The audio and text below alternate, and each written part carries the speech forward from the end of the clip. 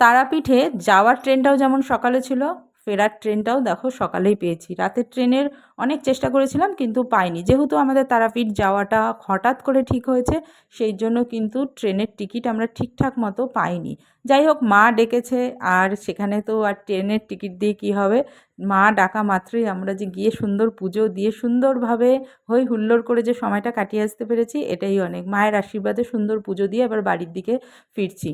তো তোমাদের সাথে তারাপীঠে ফেরার ভিডিওটা আমার শেয়ার করা হয়নি, তো বন্ধুরা তোমাদের সাথে সেটাই শেয়ার করছি। তো দেখো কি সুন্দর পরিবেশ, গ্রাম্য পরিবেশ। যাওয়ার সময় আমরা সন্ধে হয়ে গেছিলো, এই পরিবেশগুলো তখন আমরা দেখতে পারিনি। তো আসার সময় কিন্তু দেখতে দেখতে বেশ সুন্দর সময় কাটছিল। গরম তো প্রচণ্ড, কী করা যাবে, গরম তো হবেই, গরমের দিনে তো গরম হবে, কিচ্ছু করার নেই। তো দিনের বেলা আমরা সকালে কিন্তু ওখান থেকে চা খেয়ে মানে হোটেলটা ছেড়েছি। আর এরই মধ্যে দেখো বোনের শরীরটা খারাপ করে দিয়েছে, তা ওকে একটু জল ঠল দিলাম আর কি। ওর অসুবিধা হচ্ছিল প্রচণ্ড গরমে আর কি। তা বললাম কিছুক্ষণের মধ্যেই তো আমরা স্টেশন ঢুকে যাচ্ছি, তো স্টেশনে চলেও এসেছি। দেখো ফাইনালি স্টেশনের কাছে একদম চলে এসেছি। তো ট্রেন টাইম ছিল অনেকটাই দেরিতে, তা আমরা কিন্তু একটু আগেই বেরিয়ে এসেছি, কারণ ছোটো ছোটো বাচ্চা ছিল, সবাই ছিল। তো ট্রেনের সবসময় একটু আগে আসাটাই উচিত। এসে ওয়েট করো তাও ভালো, কিন্তু ট্রেন যাতে মিস না হয়। তো এসে আমরা একটা খুব সুন্দর ওয়েটিং রুম পেয়ে গেছি, সেখানে প্রচুর জায়গা ছিল বসার, সবাই ওখানে বসে আছে।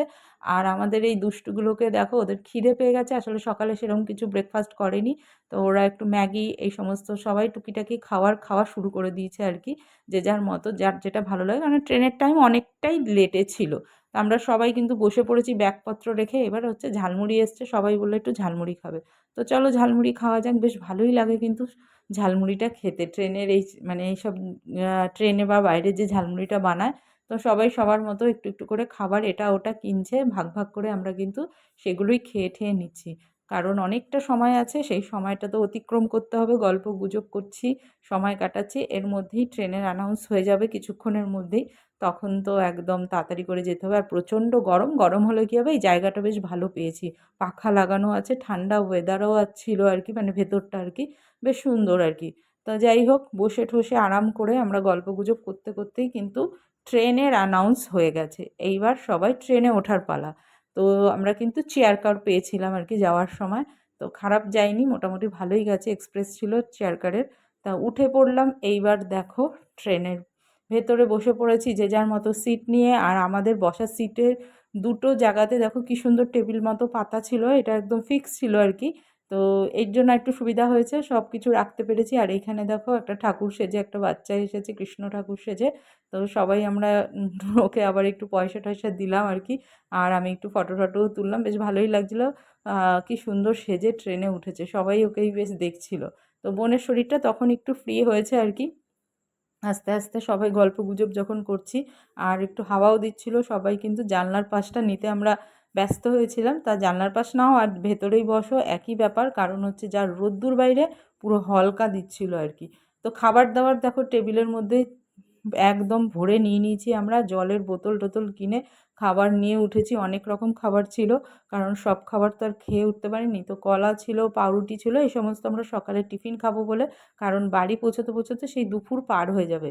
আর ওদেরকে দেখো কি সুন্দর টেবিলের মধ্যে বসে আছে, চিপস খাচ্ছে, বিস্কুট খাচ্ছে। তো এইসব করে করে সময় কাটাচ্ছিলাম আর কি, হাসাহাসি গল্প গুজব, বেশ ভালোই সময়টা কেটেছে। হয়তো একটু গরম লাগছিল, কিন্তু কি করা যাবে, গরম তো সহ্য করতেই হবে। তো হঠাৎ করে ঘুরতে গেলে যা হয়। আর এখানে দেখো ডিম সিদ্ধ এসছে, সবাই ডিম সিদ্ধ খেতে ব্যস্ত। আমি তো আবার ডিম খেতে পারবো না, কারণ অ্যালার্জি হবে, তা আমি নেইনি। তো এদের সবার হাতে হাতে তুলে দিলাম, একদম গরম গরম ডিম সিদ্ধগুলো ছিল আর কি। তো বিট নুন দিয়ে বেশ সুন্দর দিচ্ছিলো, ওরা সবাই খেয়ে নিয়েছে। তো কলা পাউরুটির সাথে ডিম সিদ্ধ, মেজো বোনকে বললাম সে খাবে নাকি, ও বোন বলছে আমি খাবো না, কারণ হচ্ছে ওর শরীরটা খারাপ, ও এইসব খেতেই চাইছে না আর কি। যাই হোক, এরম করে কিন্তু আমাদের বেশ ভালোই সময়টা কাটছে। ভিডিওগুলো তোমাদের কেমন লাগছে অবশ্যই অবশ্যই কমেন্ট করে জানাবে।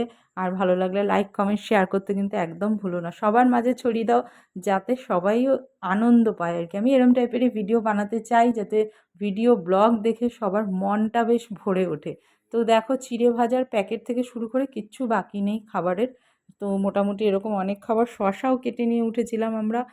মানে শশা ছিল প্রচুর, তো সেগুলোকে কাটিং করে বিট নুন দিয়ে সেই সমস্তগুলো নিয়ে উঠেছিলাম। তারপরে মুড়ি ছিল, চিড়ে ভাজা আছে। তো ডিম সিদ্ধ নিয়েই সবাই হুড়োহুড়ি করছে, ডিমটা কিন্তু সবারই ফেভারিট, তাই না? কিন্তু আমিও ভালোবাসি ডিম খেতে, আমার অ্যালার্জির জন্য ভুলেও আমি আর মুখে দিই না। তো বোন দেখো কি খাচ্ছে, এটা ওআরএসের জল খাচ্ছে, ওর এটাই দরকার কারণ ওর শরীরটা ভালো না। চলো টাটা, কেমন লাগলো জানিও।